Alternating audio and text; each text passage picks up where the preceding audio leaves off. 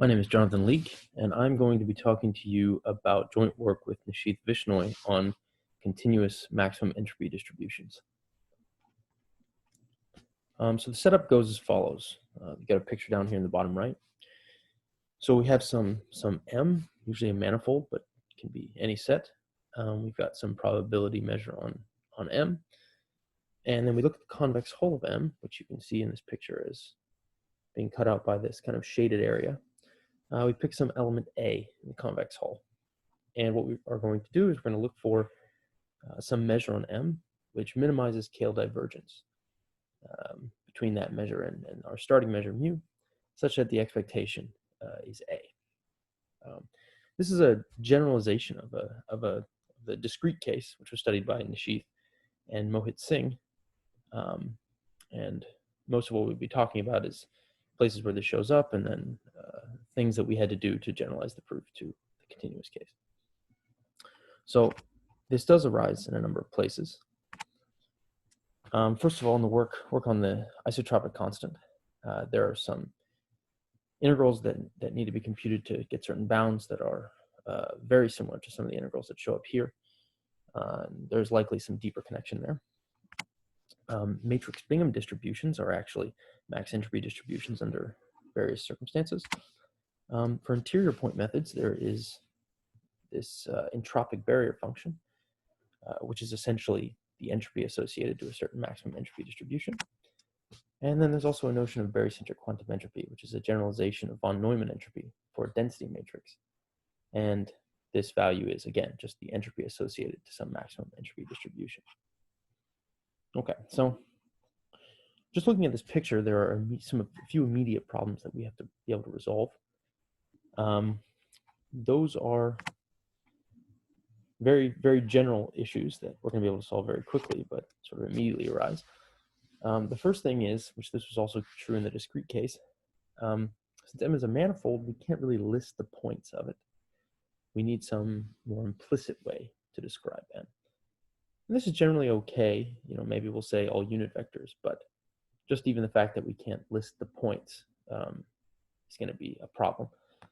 And even more generally, the fact that the search space is infinite dimensional. If you think about the possible measures on M that can have expectation A, that's an infinite dimensional space. And so unlike the discrete case where the main problem was that the size could be exponential and you needed to know how to do something efficiently, here it's not even clear if there even is an algorithm to begin with. But it turns out that there is, and the way you can see this is by looking at the dual program. And the first immediate nice thing about this dual program is the fact that the search space is finite dimensional. So we immediately get around the problems of infinite dimensions. There is at least going to be some algorithm. Now, whether or not that algorithm is efficient is then the question.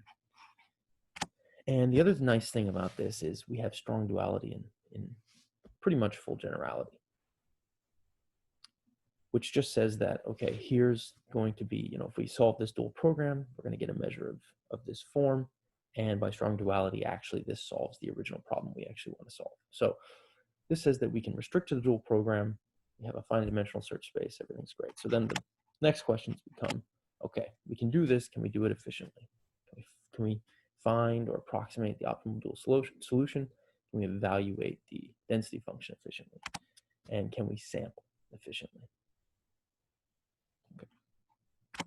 So now we're going to talk about a few motivating examples from that list before, places where this shows up. Okay, so like I mentioned before, the von Neumann entropy is a pretty typical way of measuring entropy of a density matrix. It has a very simple formula, and it comes from some discrete distribution on the eigenvectors. And Bannon Park in 76 critiqued this as an indicator of uncertainty for a given density matrix. Basically because the measure that's associated with it is only supported on the eigenvectors. This is somehow an entropy minimizing measure. And so in its place, there is this notion of quantum entropy, which is now, instead of being a discrete distribution, it's a continuous distribution on all possible pure states, not just the eigenvectors. And basically you just write down the max entropy problem there. You look for the minimal KL divergence with respect to the sort of what should be known as the uniform measure on pure states. And so the formal setup is listed there, right? You have this P1 is your M, which is the set of all Hermitian rank 1 projections. If you think about what the convex hull, that's going to be, well, it's just going to be all PSD trace 1 matrices. So that's going to be all density matrices. And then what we call the uniform distribution is the most natural thing. It's the unitary invariant distribution on these rank 1 projections, where the unitary group acts by conjugation. Okay. And in 1991, Slater talked about this idea as an alternative to von Neumann entropy, and he was able to get an approximation algorithm for certain kind of small dimension cases. Okay. So then another motivating example is this connection to interior point methods. Hubeck and Eldon studied this entropic barrier function. It has some nice features as it relates to interior point methods. In particular, its self-concordance parameter and the fact that it's essentially explicitly given here up to this optimization part of it. And in fact, this fits into our framework very nicely, because if you negate this and you negate y in the expression up there, you just get the entropy of the max entropy distribution, the optimal value. And in particular, it's an open question whether or not you can compute this efficiently whenever k is a polytope. And that's something we'll look into in the next few slides. Okay, so with that, I'm going to give you the main results of our paper. Okay, the setup as before, you have this M, which is either your manifold or your base set. You've got some probability distribution on M, and you've got some element A in the convex hull. And we're going to always throughout assume that this element A is sufficiently in the relative interior, because there's some dependence in the algorithm complexity on distance to the boundary. And so there's really no way to get around that. So that's always going to kind of be assumed in the background. Also make another comment here, mu is usually a probability distribution, but there are certain occasions where that doesn't have to be the case. You have to be a little more careful in the computations, but for the most part, everything goes through as you'd expect.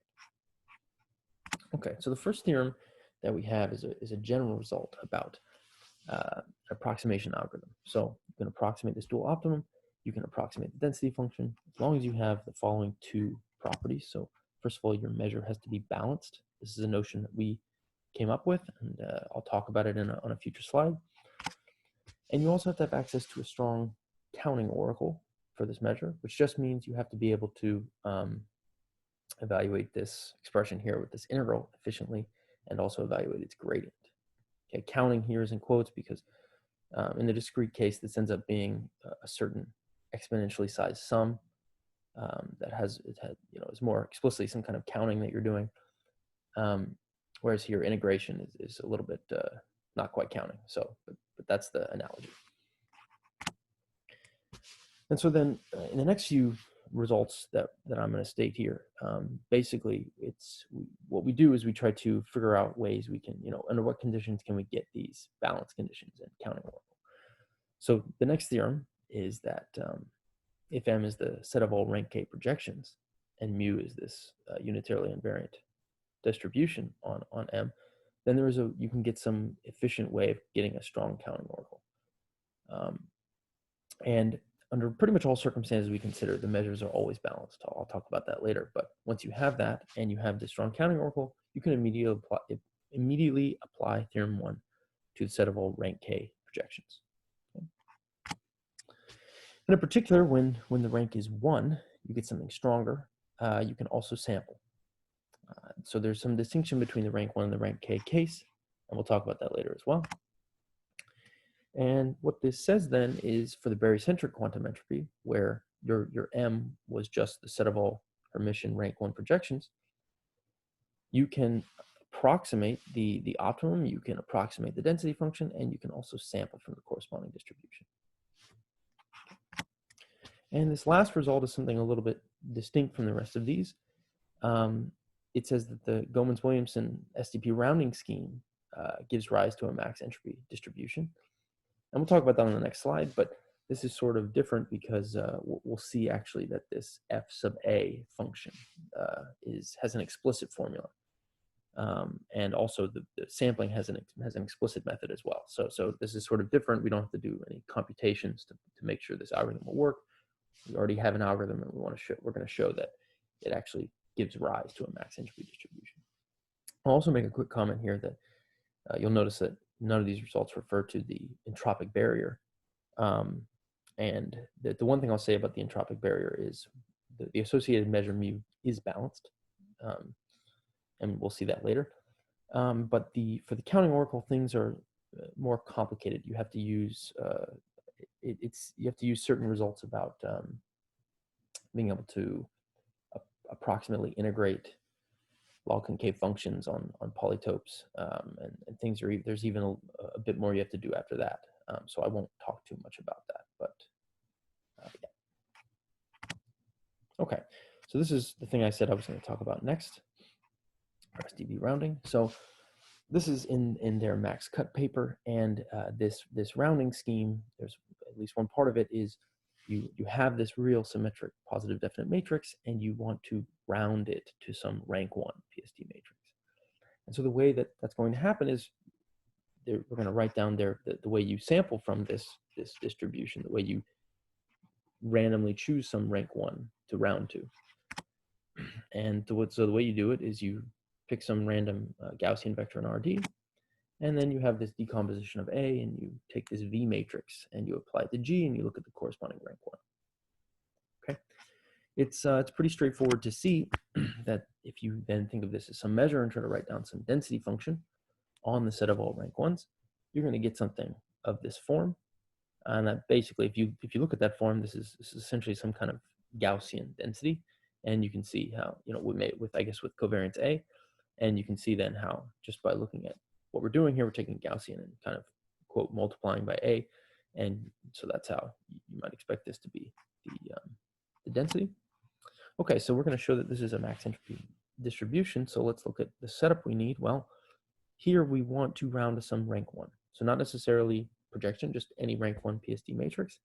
And so that's going to be our M. And if you think about it, those are the extreme points of the PSD cone. So then if you take the convex hull, you get all PSD matrices.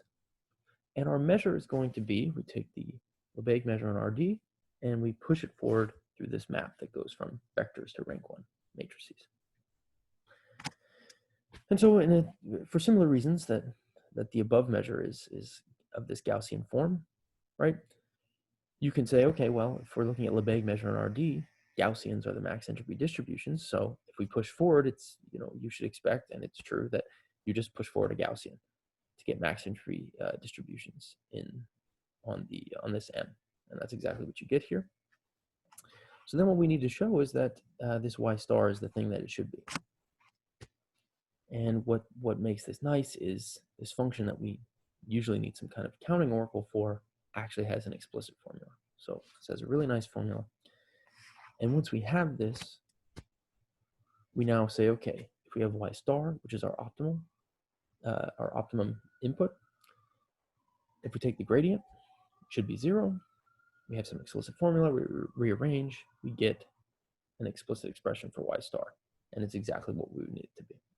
So this demonstrates that this rounding scheme is a max entropy distribution, and this is supposed to give a sense that these distributions show up in a number of places. The things we showed before, now this. Okay. So then for the rest of the talk, I'm going to talk about the algorithm, how it works, what pieces are needed, what we had to prove, this sort of thing. So the algorithm itself is just an application of the ellipsoid algorithm for convex programming. The dual objective function is a convex function, and so we can use the ellipsoid algorithm given that we have a number of things. So we need some place to start. We need a kind of a starting ellipsoid where our optimum or some optimum is guaranteed to lie. We need access to a strong counting oracle for the objective function, and then we need some certain bounds on the objective function, so that we know things don't get too small or too big. Okay. So in our particular case, the first thing is that this balance property that I mentioned is exactly what enables us to get this starting ellipsoid. Okay, so we have this balance property by that first theorem. The second part of the theorem, the second thing we needed is some strong counting oracle, so that we assume that for number 2. And for number 3, these bounds just follow from the form of the function. So once you have this bounding box, you can do something very simple with the form of this dual objective and get some bounds on the objective function. So this immediately proves theorem 1. If we have balanced, if we have the strong counting oracle, we have an algorithm.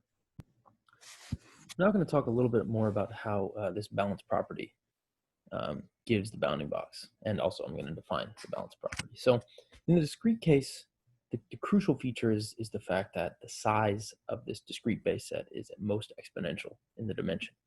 And in fact, the real thing here is that every point has mass at least 1 over exponential. So we need to emulate this sort of thing in the continuous case. The way we do that is this definition of balanced, which says that for any point in M, you take a small delta ball around it, the mass contained in that ball of the measure is at least 1 over exponential in the dimension. And of course, it's dependent on the size of the ball. But this is going to emulate this property that the uniform distribution in the discrete case has. And the idea is that these balanced distributions are spread out evenly. They're like uniform. And some examples that are pretty crucial to us is the unitary invariant distribution on the set of PSD projections of rank K. Honestly, any measure with nice invariance properties is going to have this balance property. And further, uniform distribution on convex bodies, which is very related to the entropic barrier. That's convex K is exactly the space M in the case of the entropic barrier, and also discrete sets, so uniform distribution on discrete sets. So all of this applies to the discrete case as well. So how, right, so we have this notion of balance. How do we get the bounding box? Well, let's assume we have some A in the convex hull, which is sufficiently in the interior, given by this eta ball. The way it goes is like this. We're going to get some two-sided bound on this dual optimization problem. We plug in y equals 0 to get the left side bound. To get the right side bound, here's what we do. We pick x naught, which maximizes this exponent whenever y is the optimum, y star. We know that a minus x has norm at least eta, so we pick an eta over 2 ball about x. And so we know that everything in this eta over 2 ball is going to have the property that a minus x is at least norm eta over 2. So we restrict our integral to this ball, and we immediately get this bound. The thing in the inside of the integral is at least e to the eta over 2 times the norm of y star, and the measure that we have here is the measure of this ball. We then use the balance property to get a further bound on this measure of the ball. And if you rearrange this, you'll see immediately that this gives you an upper bound for the norm of y star. Okay, so we have the bounding box. Now let's talk about the counting oracle. The counting oracle is much more computationally intensive than the bounding box is, and that's why we only get it for certain specific cases. The bounding box is a very general thing. Most nice measures have it. Counting oracle, it's very different. It's much harder to get something. Okay, so let's look at the rank 1 case first. There we have this nice equality, which says basically if you have a function only dependent on the diagonal of the rank 1, and you want to compute this integral, then actually you can just compute the integral on the simplex with respect to the Lebesgue measure. So this takes some integral on some manifold, not immediately obvious how you're going to compute that, to an integral on a simplex. Pretty straightforward how you would go about computing that. At least more straightforward. Okay, and this also says that max entropy measures on the rank 1 matrices correspond to max entropy measures on the simplex. So that's a really nice fact. Okay, so then we're going to look at this integral on the simplex, this dual integral, which it's going to be some integral of an exponential like this. And if you think about this, the fact that the coordinates of x have to sum to 1, because it's coming from a simplex, means that this can be written out as some convolution of exponentials. And as soon as you have that, the thing to do is to take the Laplace transform, convolution becomes a product, So you now have some product of fractions, you do partial fraction decomposition, and this immediately yields some really nice determinant formula for this integral. So that's great. We had some integral on rank ones. It's equal to some integral on simplex. It's equal to some determinant. We have some way to compute it. Great. So that gives us the counting oracle to be able to compute the gradient. We have to do a bit more computation, but roughly speaking, it corresponds to some very similar determinant formula. So that's just a proof. One proof later, we also have an oracle for the gradient. The other nice thing about this method is it also gives us a way to sample, because the point is I can think of the integral of the simplex as some iterated integrals on the various coordinates. And so the way that you can sample then is you can sample each coordinate individually using maybe inverse CDF method, and just condition on previous coordinates that you've already sampled. And this takes some computations, but again, it gives us some kind of determinant-like formula very similar to the previous one. And then, so this is sampling from the simplex according to some Maxim-free distribution. We then need to transfer back to the set of all rank ones, but that's also straightforward. Okay, for rank K, we have to do something a little more general. We have to use this kind of hammer that is the HCIZ formula, which basically just shows that there is some more general situation where you have an integral on a group of some exponential, you can write it as a determinant. So it starts with something it's not immediately obvious how you're going to compute it, some integral on a manifold, and it gives you a very straightforward way to compute it. This is a very important formula used in a lot of places, particularly random matrix theory and mathematical physics. Okay, so we gave how you get the bounding box, how you get the counting oracle in these situations. So that completes the proof of all the main results we stated.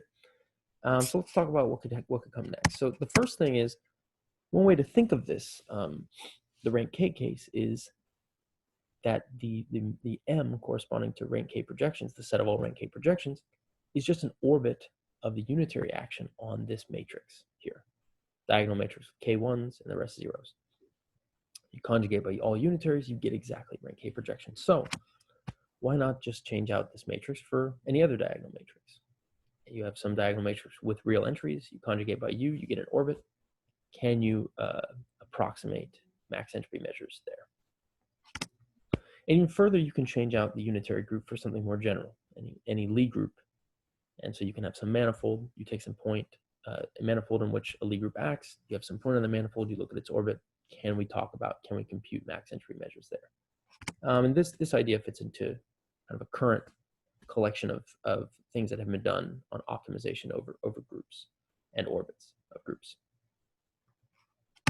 Okay, and the other thing that we can talk about here is beyond just approximating these max entropy distributions, can we sample from them? Okay, so in the case of rank 1, we had this method of transferring to the simplex, sampling there and coming back. But in the case of rank K projections, it's not as clear what to do. There is something like this that you can try. Go to some generalization of the simplex and do the same thing, but it's much harder to do things there. It's not nearly as clear as in the simplex case, and so this is an open problem. And you can also try to generalize even further to orbits of Lie groups, as mentioned for above in the first paragraph there. We can't even do rank K projections yet, so maybe that's a bit of a far cry, but that is also a question. Okay, and thank you for listening.